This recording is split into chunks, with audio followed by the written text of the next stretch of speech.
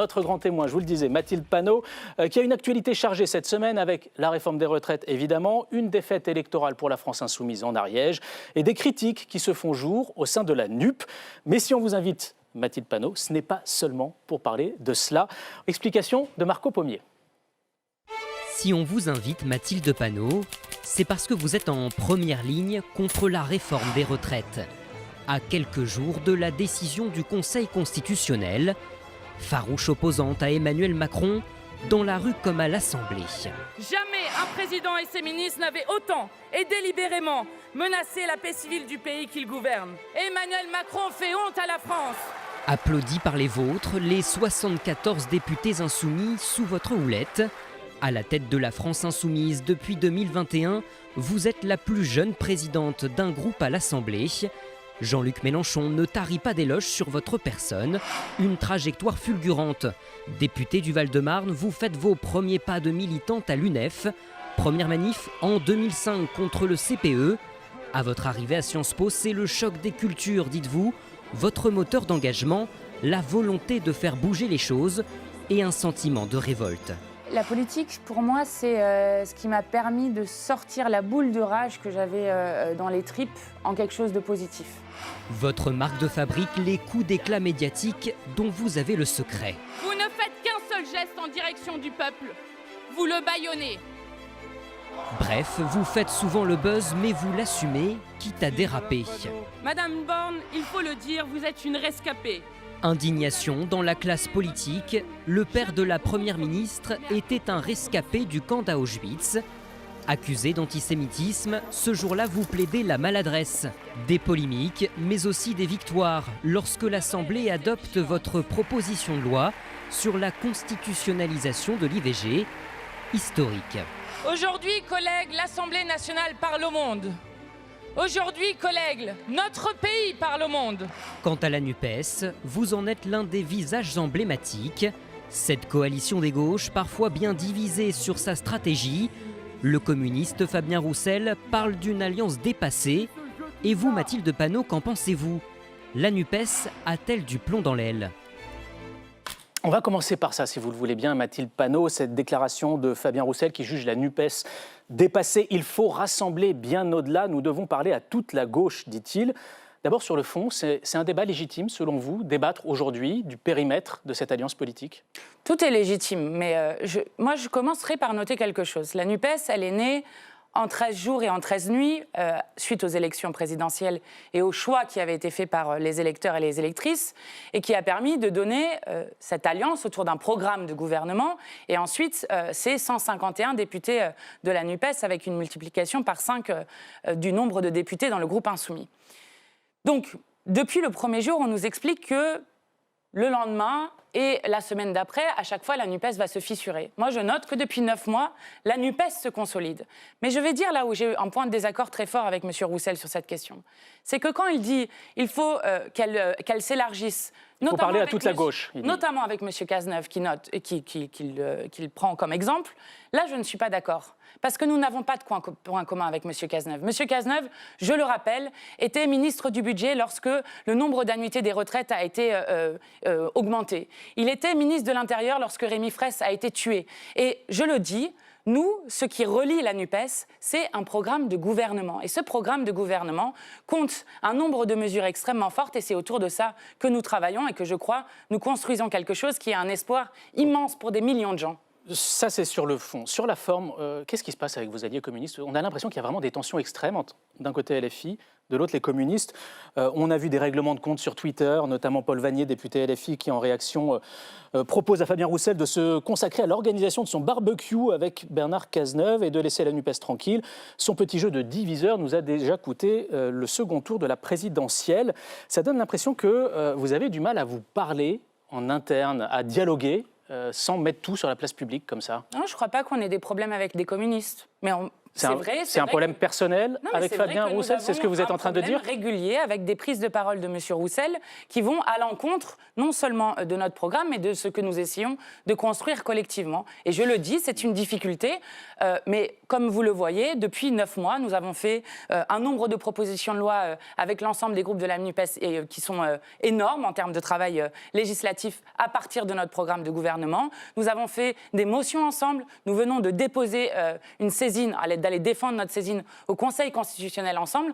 Donc peut-être y a-t-il un problème avec M. Roussel, je l'admets, mais cela n'engage en rien le fait que la NUPES continue de se consolider et que je vois plutôt que c'est du côté de la Macronie, voire des LR, que là vous avez des divisions qui sont extrêmement fortes et qui devraient vous inquiéter. Une question tout de même sur la place que prend la France Insoumise dans les décisions stratégiques de la NUPES. Elle a quand même été contestée récemment par tous vos partenaires sur la réforme des retraites, sur le fait de refuser de débattre de ce fameux article 7 qui décalait l'âge légal de départ à la retraite. Est-ce que vous assumez que vous, LFI, première force politique de la NUPES, doit pouvoir imposer ces décisions aux autres partenaires de temps en temps? Ce n'est pas une question d'imposer des décisions. C'est une question que nous avons 4 groupes dans l'intergroupe. Et que, oui, nous assumons que nous avons le droit d'être maîtres de notre stratégie en discutant. Mais cette stratégie, elle s'impose aux autres. C'est-à-dire que votre stratégie s'est imposée aux communistes, aux écologistes, aux socialistes. Nous avions une différence stratégique et je dois dire que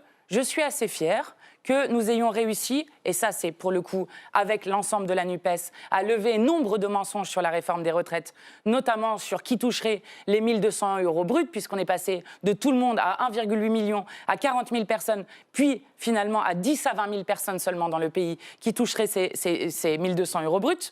Mais aussi que nous ayons fait en sorte que ce texte n'ait aucune légitimité parlementaire. Et je crois que c'est ce qui a permis de donner du temps justement au mouvement social de pouvoir s'organiser. Et quand on voit ce qui s'est passé au Sénat, je crois que ça nous donne raison sur la stratégie que nous avons eue. J'aimerais qu'on évoque à présent cette élection législative partielle qui s'est déroulée dimanche en Ariège et qui a vu la députée sortante de la France Insoumise, Bénédicte Taurine, battue par une dissidente socialiste, Martine Froger. Alors la majorité présidentielle avait appelé à voter en faveur de la dissidente socialiste. On a vu se dessiner dans cette partielle une sorte de front anti-LFI qui a fonctionné. Quelle leçon est-ce que vous tirez Alors la première chose, c'est je veux quand même redire ici mon affection à la fois pour Bénédicte et l'ensemble des militants qui ont mené une campagne d'une grande dignité. Là, ça, c'est la première chose. La deuxième chose, c'est que évidemment, lorsqu'on a soit des tireurs dans le dos, soit de la division, eh bien, cela permet d'avoir effectivement quelque chose qui se crée, qui soit tout sauf LFI, mais il ne faut pas s'y tromper. À la fin, c'est tout sauf la NUPES aussi qui se crée. Donc, mais est-ce que c'est pas aussi votre place au sein de la NUPES, votre capacité à rassembler toute la gauche, qui peut se retrouver remise en question par cette stratégie. On a le sentiment en fait, que vous avez tellement mis vos adversaires sur les nerfs qu'ils sont prêts à tout pour vous faire battre. Je ne crois pas, parce que si Mme Froger avait eu une réelle étiquette macroniste, il se serait passé ce qui s'est passé au premier tour. Peut-être avez-vous regardé les résultats attentivement, mais la candidature macroniste au premier tour est passée de 19,5% en juin à 10% seulement. Donc si elle avait eu une étiquette Renaissance pure et dure, eh bien, elle n'aurait pas été élue. Donc je le dis... Mais elle portait une étiquette socialiste. Est-ce que maintenant, l'étiquette socialiste n'est pas devenue plus rassembleuse que ne pourrait l'être l'étiquette LFI ? Je ne crois pas, et je crois que, y compris ce que nous construisons ensemble avec la NUPES, doit alerter chacun et chacune de se dire que nous ne devons pas donner, en quelque sorte, des permis de division à tout va, et que chacun des parlementaires de la NUPES que nous sommes sont concernés par le fait que s'il y a une candidature de division qui se met, eh bien cela met en cause à la fois le fait d'avoir des députés de la NUPES, mais aussi, du coup, l'élection éventuelle de macronistes ou, encore pire, de députés du Rassemblement national, comme on l'a vu dans l'hémicycle. Mais je dois vous dire quelque chose quand même, parce que quand on fait le bilan des 4 législatives partielles qu'il y a eu depuis janvier, le résultat, c'est 2 NUPES et moins 1 RN. Voilà le résultat de ces élections. Et notamment, nous avons gagné René Pilato, qui a été élu en Charente. Donc je ne crois pas, non, que vous puissiez tirer des conclusions qui laissent à penser que la France insoumise apparaîtrait comme un épouvantail extraordinaire qui ferait qu'on ne puisse pas être élu. Oui, quand sur une candidature, il y a une alliance qui est manœuvrière entre de Renaissance jusqu'à l'extrême droite, puisque M. Odoul s'est félicité de la victoire de Mme Froger, eh bien oui, à ce moment-là, nous perdons. Mais ce n'est pas ce qui se passe lorsque nous sommes unis. Cette défaite ne va pas du tout remettre en cause votre stratégie, qu'on peut appeler du bruit et de la fureur dans l'hémicycle. Pour vous, il n'y a pas de lien entre les deux, ça ne va pas écoutez, la effrayer une partie stratégie de du bruit et l'électorat de de la gauche. fureur, elle a fait 8 millions de voix à l'élection présidentielle, d'accord? Nous avons fait 22%. Et ce pour que nous vous, faisons... elle se justifie encore aujourd'hui? Oui, parce que je vais vous expliquer ce qui se justifie. D'avoir à la fois un programme de rupture, ce que nous avons avec la NUPES, d'avoir à la fois une crédibilité très forte, parce que nous avons des spécialistes sur tous les sujets qui ont traduit en loi absolument tout ce que nous avons proposé dans le programme et qui montrent que oui, nous sommes prêts, avec la NUPES, à remplacer un gouvernement qui est aujourd'hui à bout de souffle et, je l'espère, même un président. Alors, sur la réforme des retraites à présent, la rencontre entre Elisabeth Borne et l'intersyndicale à Matignon a été un échec. Ce sont les mots employés par les syndicats ce matin. Pas question de retirer la réforme ni de revenir sur les 64 ans. Cette réforme, elle a été adoptée. Le gouvernement ne veut pas la retirer. C'est quoi la suite pour vous? Comment est-ce que vous comptez maintenir la mobilisation sociale en attendant la décision du Conseil constitutionnel? Alors déjà, je veux saluer l'intersyndicale qui, je crois, a en quelque sorte fait un geste fort au moment où la Macronie, cette semaine, a décidé d'essayer de tourner la page de la réforme des retraites en disant que c'était fini et qu'on allait parler d'autre chose. Non, on ne parle pas d'autre chose quand c'est une réforme qui va toucher la chair des gens, la vie des gens. Mais la suite, c'est quoi pour vous? Alors la suite, évidemment, c'est demain l'énorme mobilisation qu'il va y avoir partout dans le pays et j'invite toutes celles et ceux qui le peuvent à s'y rendre, avec des grèves qui recommencent, avec des piquets et des blocages un peu partout.